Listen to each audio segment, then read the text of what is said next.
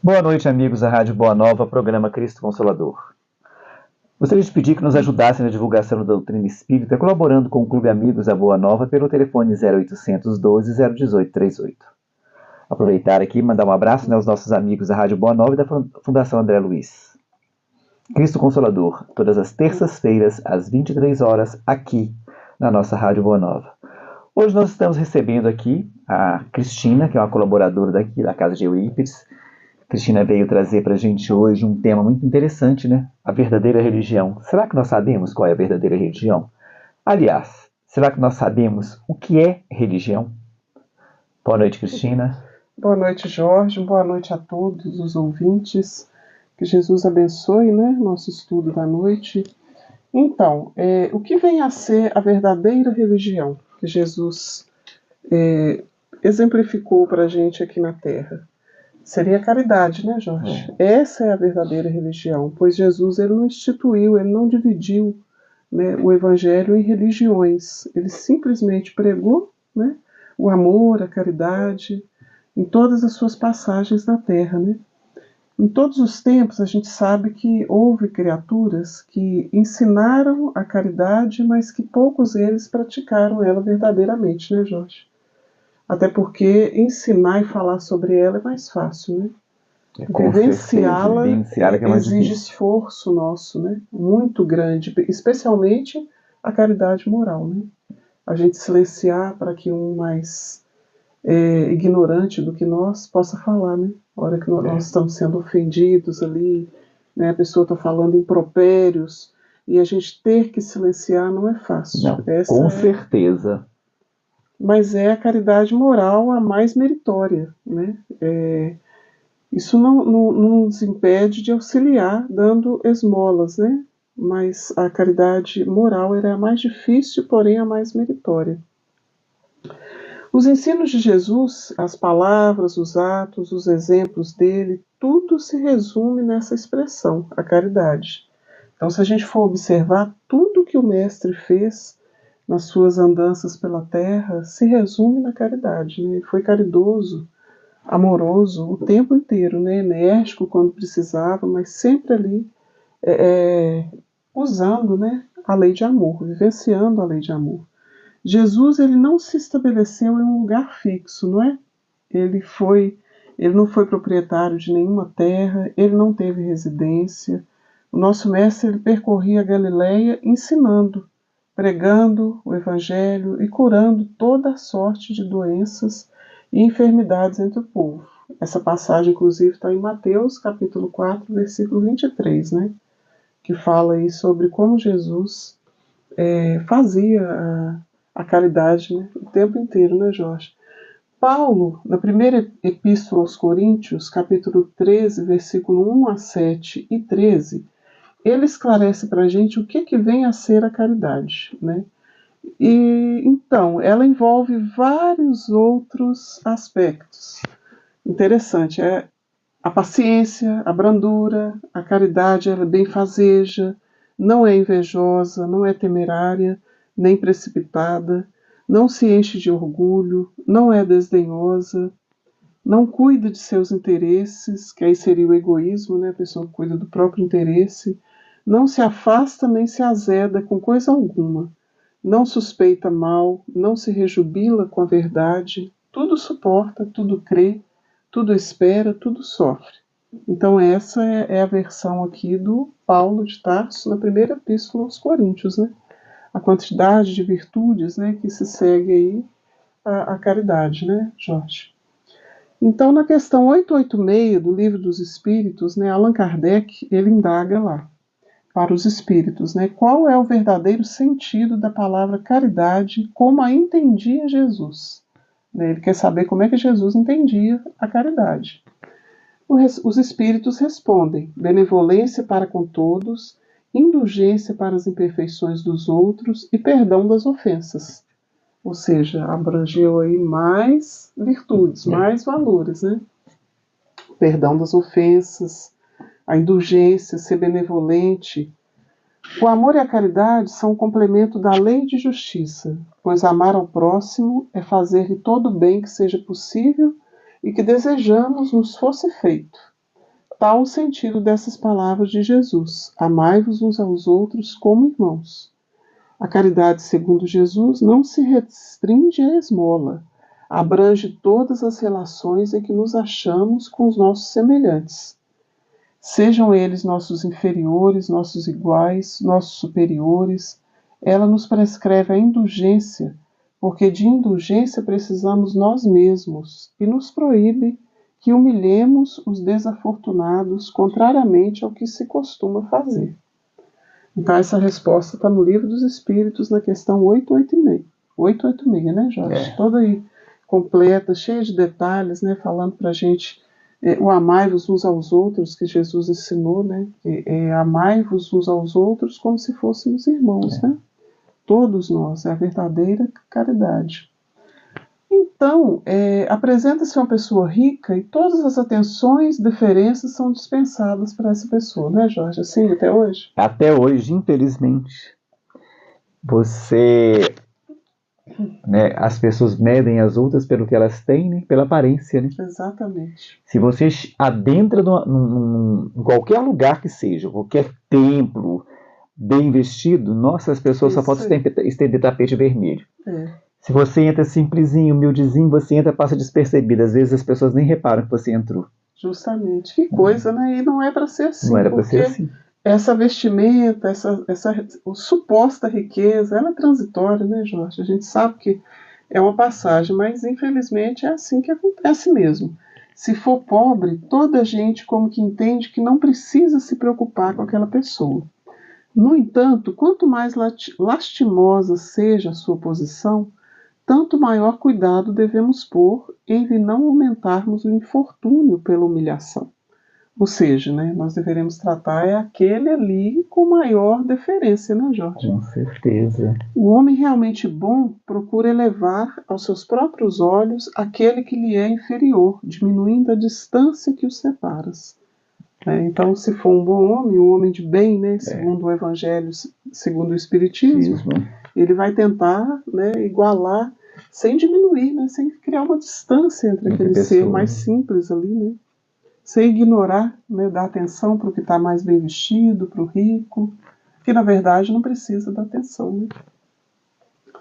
Importante esclarecer que não se reprova a esmola. Né? A gente fala aqui da esmola, a caridade moral ela é mais meritória, porém não quer dizer que a esmola é reprovada, né, Jorge? Ela é necessária, né? Com certeza. Porque nós espíritas, a gente precisa, é a maneira pela qual habitualmente é dado alguma coisa ao semelhante nosso que precisa mais, né? O homem de bem, que compreende a caridade de acordo com Jesus, ele vai ao encontro do desgraçado, sem esperar que este lhe estenda a mão. Lembrando que aos olhos de Deus, a ostentação tira o mérito do benefício. Disse Jesus: ignore a vossa mão esquerda o que a direita der. Então não adianta a gente querer ofertar aquilo para poder aparecer, né, Jorge? Todo mundo vê que nós fizemos, né? Porque está sendo lido ali o nosso espírito, o nosso coração, as intenções, né? Não vai ter mérito algum, né? O homem de bem, ele ignora a mão esquerda o que fez a direita, né? No livro As Leis Morais, de Rodolfo Caligares, ele conta pra gente a diferença entre esmola e caridade.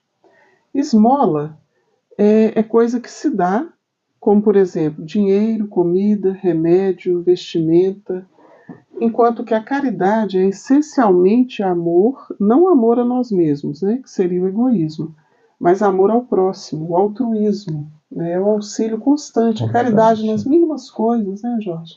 Nos mínimos gestos. É fazer a diferença, né, na vida da pessoa, né, você... É o que eu estava falando ontem no estudo que eu dei. A gente tem que fazer com que o outro se sinta acolhido, né? Isso. A gente não tem que dar o peixe. Nós temos que dar a vara e ensinar a pescar. Porque a partir do momento que você dá a vara e ensina a pescar, a pessoa, ela se sente acolhida, ela se sente parte daquele meio, ela se sente parte da sociedade. Ela não vai se sentir ofendida, ela vai se sentir humilhada. Porque ela vai se sentir, vamos, né, entre aspas, né, ela vai se sentir gente. Verdade. Né? Deixa de ser invisível. Então nós temos que ter concepção, porque todos nós podemos dar alguma coisa. Sem dúvida. Né? Todos nós temos o que doar. Todos nós. Porque as pessoas acham que doar é só doar dinheiro. Não, gente. Doar uma palavra amiga, sentar para ouvir uma pessoa. Justamente, saber né? ouvir o necessitado, saber que ouvir. está aflito, né, Jorge? Então, muitas vezes, o que a pessoa quer é isso. Né? Ela quer uma pessoa que enxergue, né, que veja que ela está ali, né, que geralmente essas pessoas elas são invisíveis, né? Infelizmente elas são invisíveis. É verdade. Então aí vem pra gente aqui a diferença da esmola sem a caridade. Inclui doações arrancadas contra a vontade, de forma que a vítima não pode resistir nem esquivar-se. Tem isso também, né, Jorge? Às vezes a pessoa te impõe a dar uma esmola ali. Donativos feitos com total indiferença, né? Essas esmolas que o coração não intervém, o apóstolo Paulo quis referir em sua primeira epístola aos Coríntios, quando disse: mesmo que houvesse distribuído os meus bens para alimentar os pobres, se eu não tivesse caridade, de nada me serviria. Não adianta. Então é algo que você tem que sentir. Né? Você mesmo tem que sair do seu coração, do seu espírito, do seu âmago. Né? Não adianta vir outra pessoa e fazer aquela imposição. Né? Então aqui nós falamos da esmola sem caridade, agora é a esmola com caridade. Evidencia o estado de alma como foi distribuída. Em outras palavras, significa que a esmola será tanto mais meritória aos olhos de Deus, quanto mais puro seja o seu conteúdo caritativo. Isto é, quanto mais às escondidas seja feita essa caridade, quanto mais delicadeza tiver encerrado nesse gesto caridoso, né? Quanto mais abnegação expresse e quanto menos vergonha cause a quem recebe. Olha, você vê, são fatores interessantes que estão no Evangelho. Aqui está clareando mais para a gente, né, Jorge? É a gente tentar fazer essa caridade aí de forma delicada, escondida, né? Não humilhando aquele que está recebendo. Isso nos remete a uma passagem muito bonita que tem no Evangelho segundo o Espiritismo. Ela é encontrada no capítulo 13, que fala dos infortúnios ocultos. Narrando a história de uma dama da alta sociedade, ela se disfarça, sempre usando roupa simples, pega a carruagem e leva a filha para os bairros mais simples, mais pobrezinhos, né, para poder ir em busca de quem está precisando de auxílio. Ela abastece a carruagem com vários tipos de donativos, né, e vai procurando ali o necessitado, chega com esses donativos, palavras de consolo, de amor, né? É o que o verdadeiro cristão tinha que fazer, né, Jorge? Seria ensina a filha, ainda mostra a filha que o que ela está doando não parte dela, né? Ela orienta a filha junto com esse ato caridoso que ela faz. Aí até que um dia chega um dessas criaturas, né, que ela auxilia, passa e chega na casa dela, assim, sem saber que era a casa dela. Aí, quando ela dá de frente com a pessoa, ela pede que não conte para ninguém. Não conta para ninguém o que eu faço. Então, ela exerce a verdadeira caridade, a verdadeira religião. Né, ela não quer, né? Ela não quer os holofotes para ela, né? Isso aí. Ela quer fazer por fazer. Isso mesmo. Ela não quer fazer para que as pessoas vejam o que ela fez. Ela esconde de todos que ela faz. E nesse mesmo capítulo, né, no capítulo 13, no item 5, fala para a gente também do óbolo da viúva, né? Jesus ali observando, todos vão e colocam ali aquela quantia, né? Lá no gasofilácio, que é o cofre das ofertas, e vem a viúva e coloca 2 moedas, né, Jorge? Mas coloca com aquela vibração, né? Era tudo que ela tinha. Aquela caridade, era tudo que ela tinha, mas a intenção dela era puríssima. Então ele fala que a pobre viúva ela deu mais do que todos os outros que colocaram somas vultosas. Então aqui ensina para a gente as formas de caridade, né? Allan Kardec ele entendeu claramente esse ensino do Cristo e por isso estabeleceu como lema do Espiritismo a conhecida frase: fora da caridade não há salvação. Dela provém as nossas possibilidades de sanar débitos, né, que foram trazidos de outras existências. E todos nós trouxemos débitos de outras existências, né, Jorge? a fim de que esses passos no bem sejam luz pelo nosso caminhar em nosso percurso evolutivo. Então, deverá ser o nosso parâmetro. Fora da caridade não há salvação. Né? Nós temos que vivenciar isso em espírito e verdade, para que a gente possa conseguir sanar, né, esses débitos que nós trouxemos. Né? O Espiritismo não podia provar melhor a sua origem do que dando por regra essa frase, porque ela é o reflexo do mais puro cristianismo, com uma tal guia que o homem não poderá se perder jamais. Ou seja, né, o homem que segue essa frase, que vai colocar em prática, né, Jorge? Em espírito e verdade ali, fora da caridade não há salvação, ele nunca vai se perder. Né? No livro Lampadário Espírita, na lição 13, a Joana de Ângeles, né, através do Divaldo Franco, ela orienta a gente sobre a importância da caridade também com os desencarnados sofredores, nos alertando sobre as sessões mediúnicas. Nós, os espíritas, né, Jorge? Na hora das sessões mediúnicas ali, a Joana ensina para a gente que quando pensarmos em nossos irmãos é para acendermos a claridade do amor na mente, aquela caridade, aquele amor ali, compaixão, envolvê-los, né? Porque são irmãos sofredores, né? Então a gente tem que estar receptivo para eles, né? Acolher, para que eles se sintam acolhidos, né? Porque eles já sofrem muito. Isso mesmo. Então a receptividade deles ali tem que ser com muito amor, porque é muito sofrimento. É muito sofrimento. Eles estão ali agora, vão aguardar uma chance, uma nova chance, né, Jorge? E revendo ali situações ali, que às vezes, alguns revendo situações que arrependem, né? Outros ainda não chegaram no patamar de visualizar, né? Então não nos compete examinar merecimento ou não deles, né? E também a gente não deve pretestar cansaço, né? Que às vezes, nossa, reunião mediúnica hoje, eu estou cansado. Jesus, né, nosso guia e modelo, ele não cansou, né, Jorge? Nunca cansou, né? Nunca. Joana que nos fala isso, né? Não devemos nos reservar a falsa ideia de praticar a caridade somente ao engodo das realizações filantrópicas, quando dispõe de posses. Que tem gente que fala assim, nossa, eu não tenho, como é que eu vou ajudar? Mas e o óbolo da viúva? Né? Jesus já mostrou aí. Não é a quantidade, é a qualidade. É a qualidade. Duas moedas, né? Mas foi com aquele amor, né? Aquela não é a quantidade, é a qualidade. É a qualidade. Lembra-te da caridade espiritual, da compaixão, do silêncio ante a ofensa, que também, né, é uma caridade moral, da palavra gentil, do gesto de simpatia, do pensamento nobre, da vibração de cordialidade, da desculpa espontânea, do perdão íntimo e incondicional, né, Jorge? Da luz da oração acesa ali na gente, no recôndito do ser, em benefício próprio, ou do próximo, ou de um desencarnado, ou de um irmão suicida. Tudo isso é a forma de caridade. A gente orar ali pelos necessitados, né? A caridade ela é impossível sem ter a fé, né? A gente precisa ter a fé, porque a caridade é praticada pela abnegação, pelo sacrifício constante do interesse egoístico, e somente a fé nos ajuda a levar com coragem e perseverança a cruz dessa vida. Então, sem a fé não tem como ter caridade, né, Jorge? Aí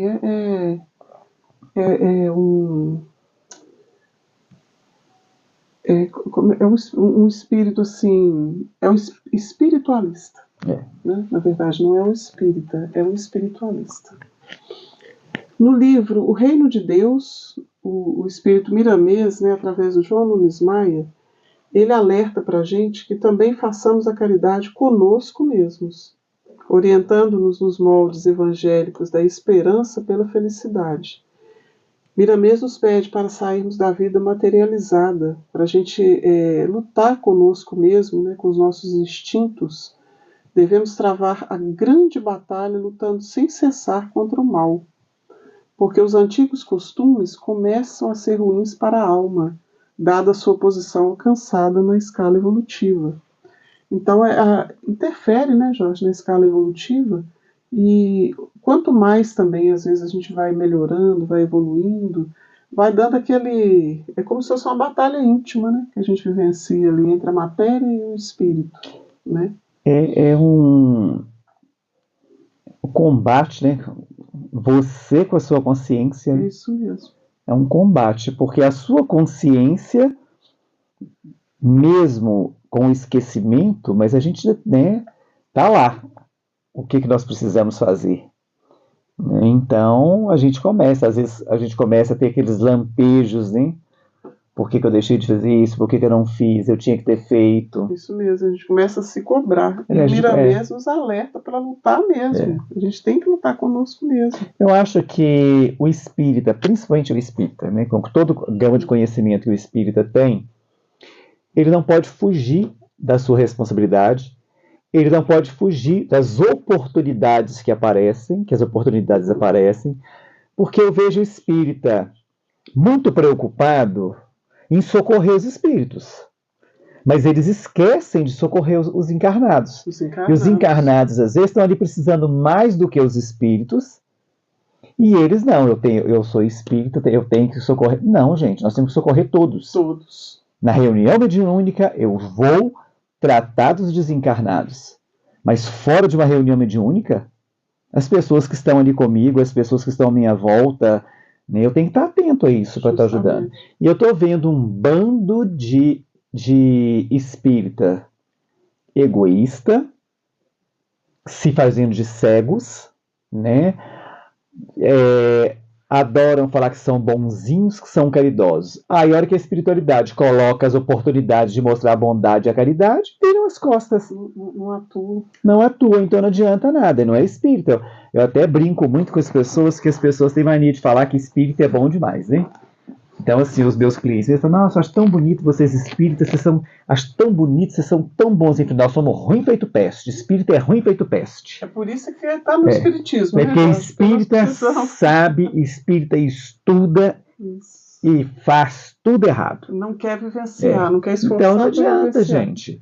Né? Não adianta, a gente ainda está longe, nós estamos longe de sermos espíritas. Jorge, e outra coisa, a gente auxiliando ao próximo encarnado, né, as nossas boas ações aos encarnados, nós estamos também automaticamente auxiliando os desencarnados. Porque muitas vezes foram os desencarnados que encaminharam aquela pessoa até você para você ajudar. Justamente. Isso está virando as costas. O que adianta eu ajudar o desencarnado na mediúnica lá, se a hora que ele manda, né, alguém, às vezes até para testar se eu sou tudo aquilo que eu fico pregando na mediúnica, né? Às vezes até isso.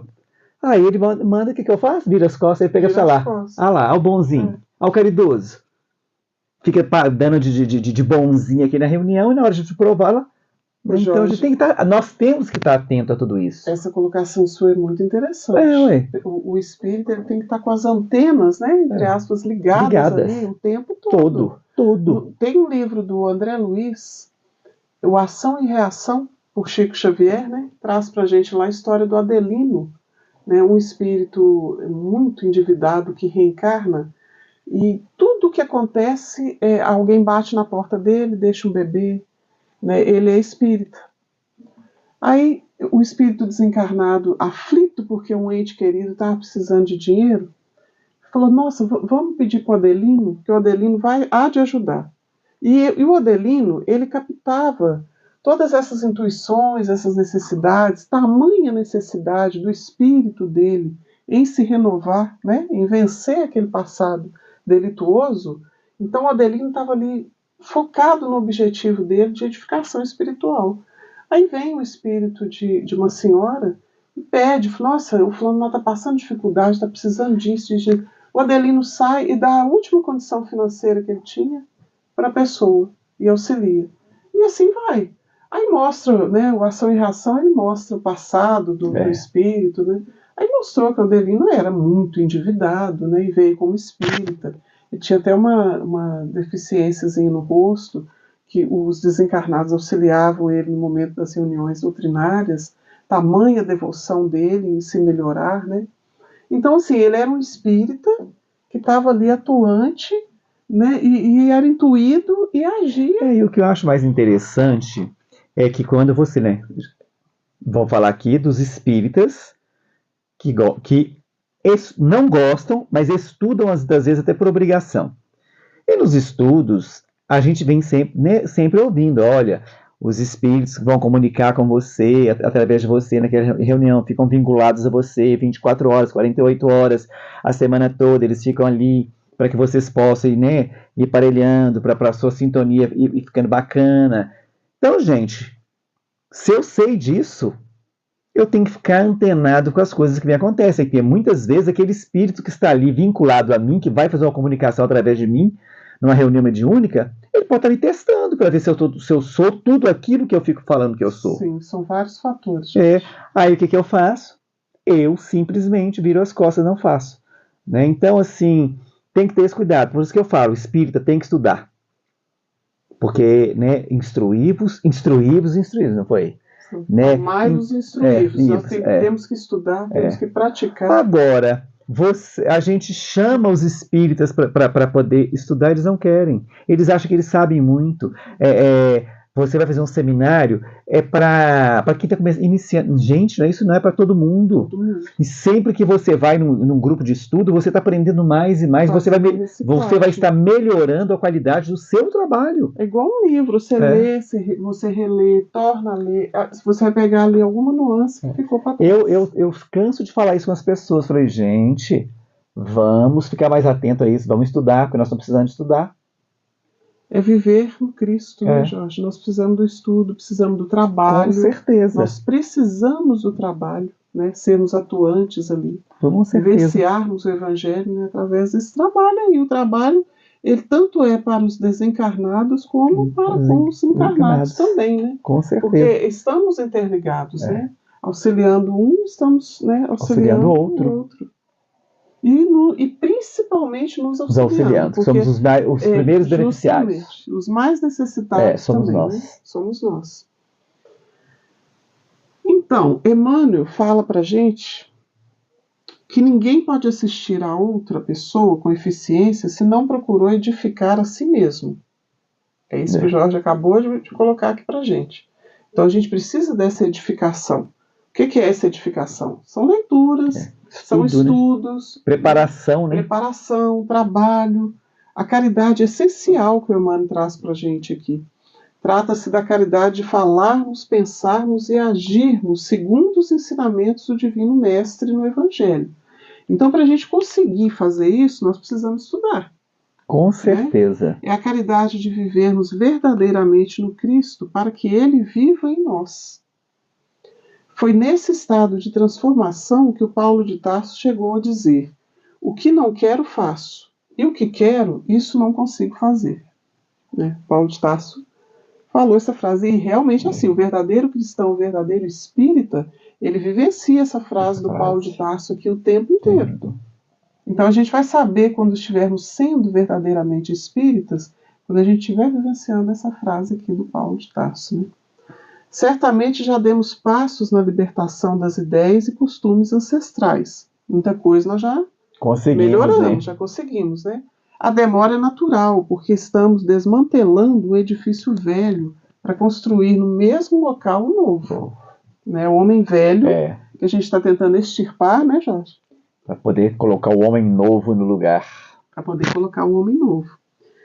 Então vem aqui para nós, no capítulo 15 do Evangelho segundo o Espiritismo, codificado por Allan Kardec, intitulado Fora da Caridade não há salvação, é uma pequena amostra da parábola do bom samaritano, quando o doutor da lei, para tentar Jesus, ele pergunta: Mestre, o que preciso fazer para possuir a vida eterna?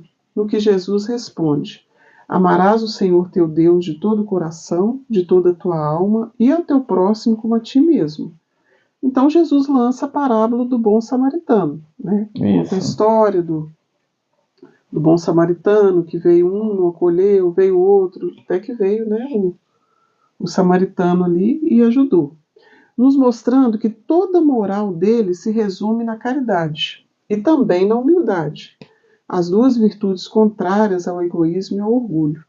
Em todos os seus ensinos, o mestre aponta essas duas virtudes como as que conduzem à eterna felicidade. Caridade e humildade, senda única da salvação. A mais bela explanação sobre a excelência da caridade encontra-se na parábola do bom samaritano. Nós não vamos destrinchar ela mais, porque ela exige um estudo próprio, né, Com Jorge? certeza. Porque realmente todas as parábolas de Jesus são lindíssimas, né?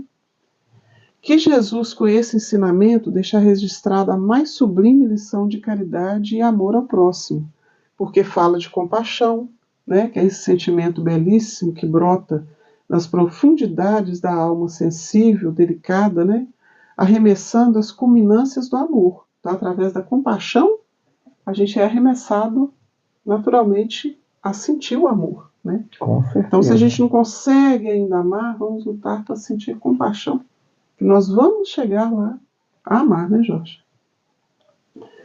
Amor que doa sem esperar recompensa, do amor que foge do convencionalismo, tendo como único e exclusivo interesse servir e amar. Para que possamos ajudar alguém, é necessário primeiro sair da zona de conforto e situar-nos junto ao necessitado, e humildemente, para que o auxílio seja verdadeiramente legítimo.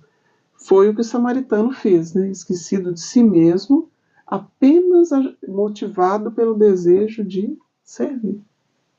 Nós temos que seguir a conduta do samaritano, né?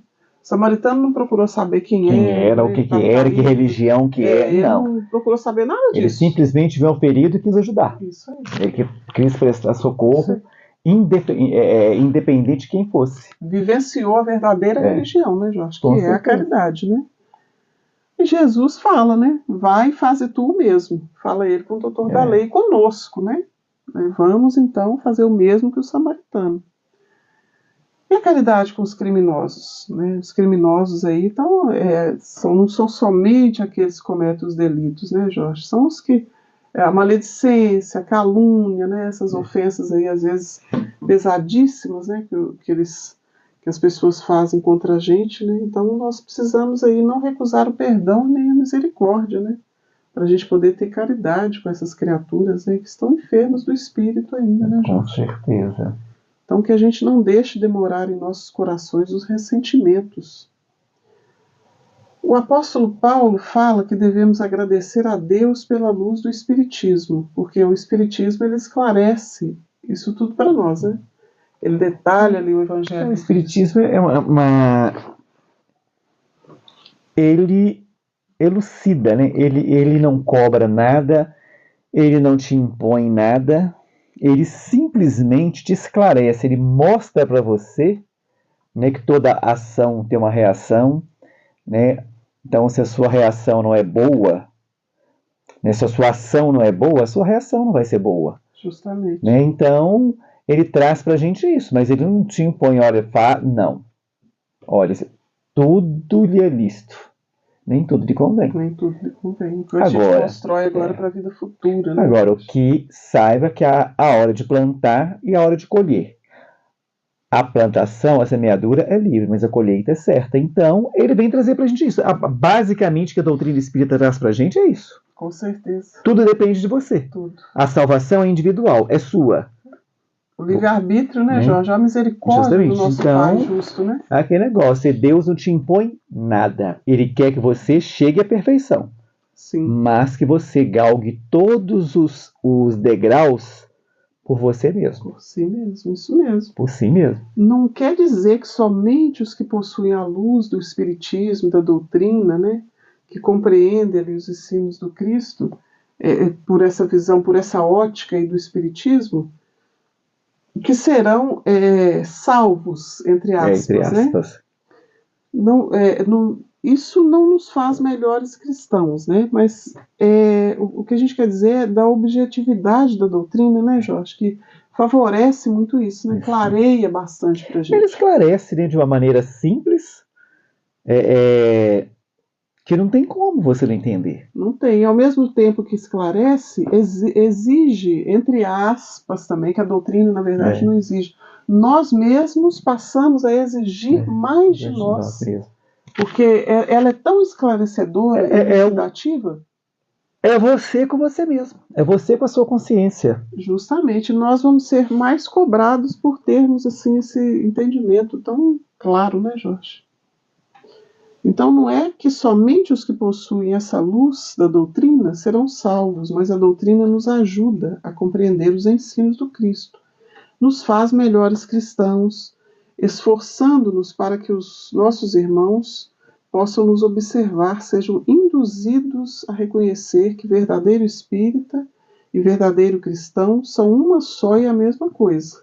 Então precisa ter esforço, né, para a gente poder mostrar isso aí, né?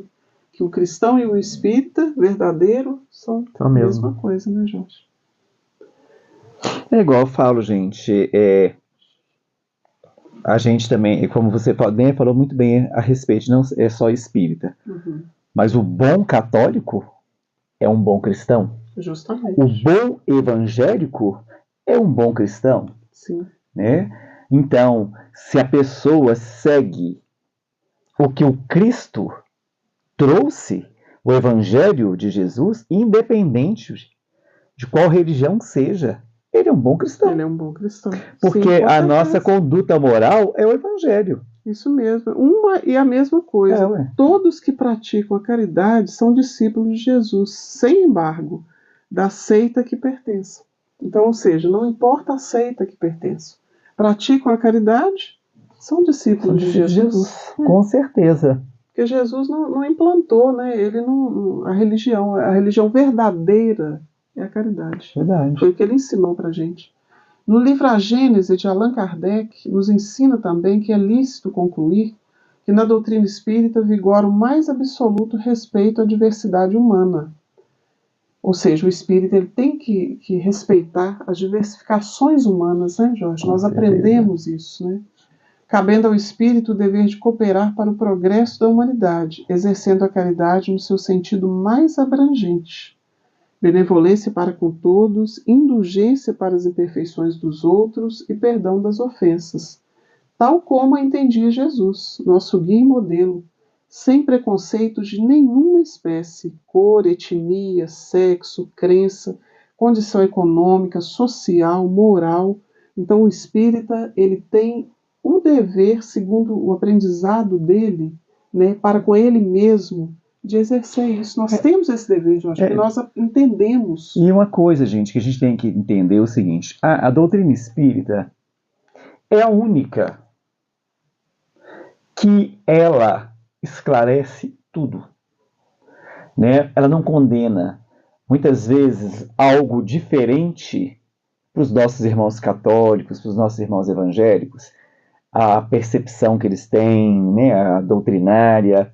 Então, aquilo para eles feriu ali a doutrina deles, eles já deixam de lado, eles já começam, eles criticam, às vezes eles apontam o dedo.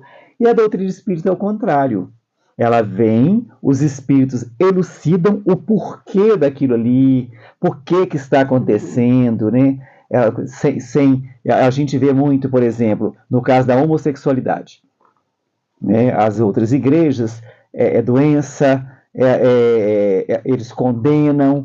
Então, o espiritismo não, vem mostrar que isso aí tem a ver com as encarnações. Você, um espírito que às vezes está na sua primeira encarnação como homem ou como mulher, você ainda traz muito forte no seu espírito, por isso é que você, né, vem com essas tendências. Então, quer dizer, ele explica para a gente, né, esses casos aí de assassinato, a doutrina vem trazer para a gente, né, tinha que acontecer, de ser assim. Não.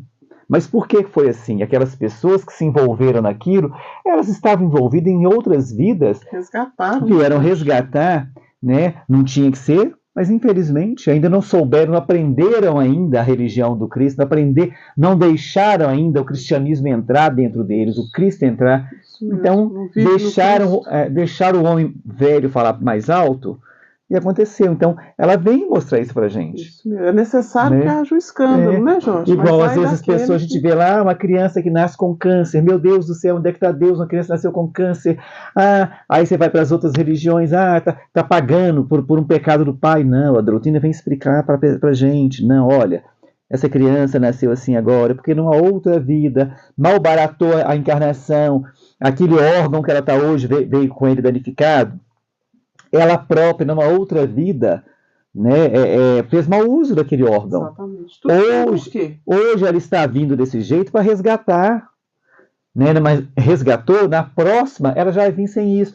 Então, quer dizer, consola, faz a gente entender de uma maneira melhor. Isso é uma doutrina Né? consoladora. Consoladora. Porque, puxa vida, pera lá, o erro do meu pai, por que eu tenho que pagar? Justamente. Mas meu pai paga pelos erros dele, eu pago pelos meus. Isso. Isso não é justo. Onde é que está a justiça divina nisso? Uhum. Agora, a partir do momento que me é dado desse jeito, que a doutrina espírita traz, eu vejo justiça divina. Sim, a justiça se clareia para nós, a Com gente tem um certeza. entendimento maior, né, dessas coisas através do Espiritismo. Do Espiritismo.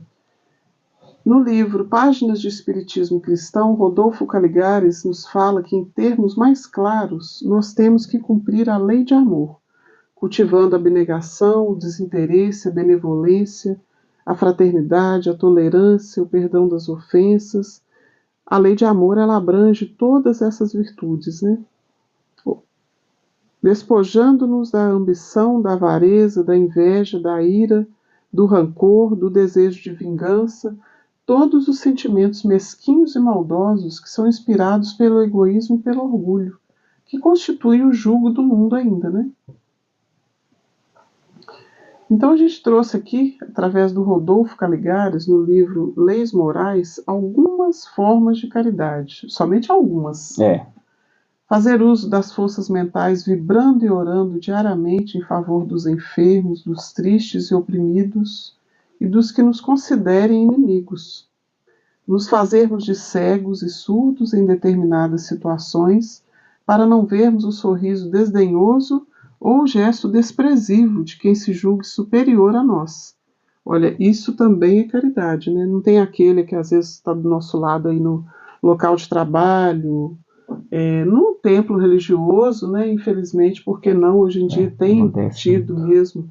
Às vezes a pessoa está ali com aquele jeito desdenhoso, né? Escarnecendo da gente. Então a gente tem que se fazer de cego, né, Jorge? De surdo. É caridade também isso. Fazer de conta que não está vendo. Sacrificar nosso valioso tempo ouvindo, sem cansar, o infeliz que nos deseja confiar seus problemas íntimos. Tem hora que às vezes a gente está tão atribulado que vem um contar as tribulações dele, aí você tem que guardar as suas, ter paciência e caridade de ouvir o outro, para poder ter alguma palavra de amor. É caridade também, né, Jorge? Disciplinar nossa língua, só nos referirmos ao que existe de bom nos outros e não nas coisas, jamais usando da maledicência. Essa parte aqui para a grande maioria, para nós todos, eu diria, uma das mais difíceis, né, Jorge? Com certeza. Que a gente, vira e mexe, a gente usa a língua para maledicência, né? Infelizmente. Nós temos que esforçar, né? Tentar diminuir. Seríamos caridosos se, mantendo permanentemente uma norma de proceder sereno e otimista, procurássemos criar em torno de nós uma atmosfera de paz, tranquilidade, bom humor, positivismo, né?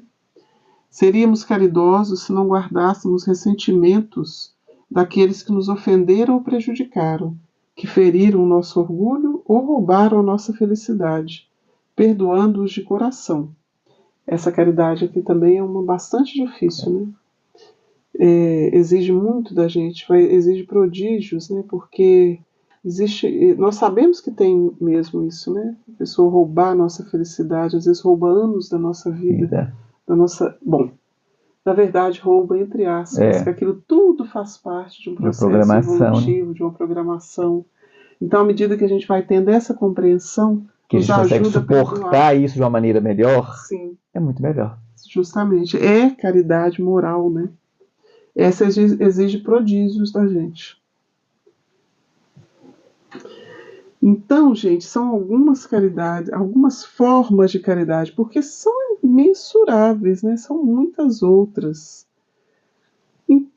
Seríamos caridosos se reservássemos o nosso rigor apenas para nós mesmos. Então vamos ser rigorosos conosco e caridosos com o próximo, né, Jorge? É o certo, né? Meio complicadinho, mas a gente consegue. Quão longe estamos de possuir a verdadeira caridade? Precisamos exercitar, aprender a dar ou sacrificar algo de nós mesmos em benefício do nosso semelhante, porque a caridade é o cumprimento da lei. Então nós ainda estamos longe, mas nós estamos a caminho, né, Jorge? Bom, meus amigos, nós chegamos ao final do nosso programa, né? Tava tão bom, muito gostoso. E aí, vocês estão gostando desses programas? Então, nos ajudem na divulgação dessa doutrina maravilhosa, colaborando com o Clube Amigos da Boa Nova pelo telefone 0800 12 018 38. Programa Cristo Consolador, todas as terças-feiras, às 23 horas, na nossa Rádio Boa Nova. Uma boa noite a todos, obrigado pela presença, obrigado por estar aqui conosco, por abrir as portas de sua casa para estar nos recebendo, e até o próximo programa.